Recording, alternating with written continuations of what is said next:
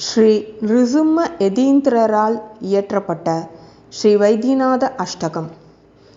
பாலே க்ஷணம் பசுபதிம் பரமாத்மரூபம் காலஸ்ய காலமதிகாருமுகமேருஷைலம் மாரம் ஷரீரரஹிதம் குர்வந்தமுக்ரம் ஸ்ரீவைத்யநாதம் மனிஷம் சிரசா நமாமி.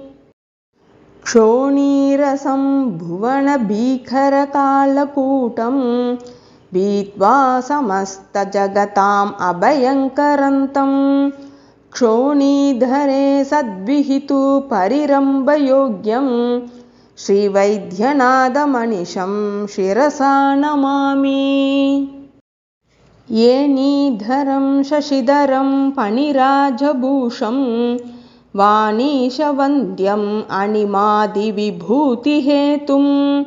श्रीबालाम्बिका प्रियतमं वरदं महेशं श्रीवैद्यनाथमनिशं शिरसा नमामि.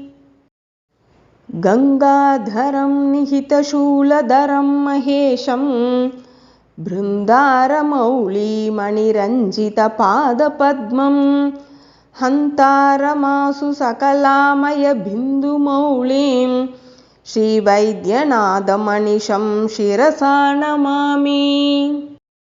गण्डे कळङ्गसहितं करिशर्मधारिं कुक्षौ समस्तभुवनं गुहनाकिरातं पार्थप्रहारकिनमस्तकम् अस्त्रशस्त्रं श्रीवैद्यनाथमनिशं शिरसा नमामि.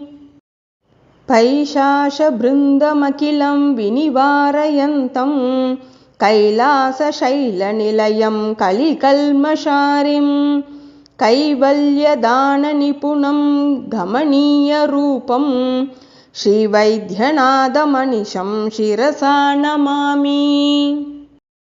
पञ्चशास्यमम्बुजनिभेक्षणम् अस्तिमालं सञ्चासनादिमहितं गमनीयगात्रं सञ्चारयन्तम् अखिलं जगदण्डमीशं श्रीवैद्यनाथमनिशं शिरसा नमामि.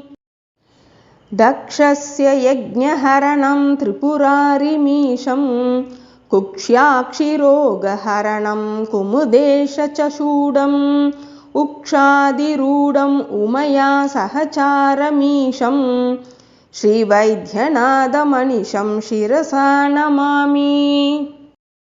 फलश्रुति. श्रीवैद्यनाथस्य गुणैकदेशं श्लोकाष्टके नार्यनृसिंहविभ्रः कुक्ष्याक्षिरोगान् सहसा विमुक्तो लोके पठन् यान्ति सुमङ्गलं स्यात्. श्री वैद्यनाथ अष्टकं सम्पूर्णम्.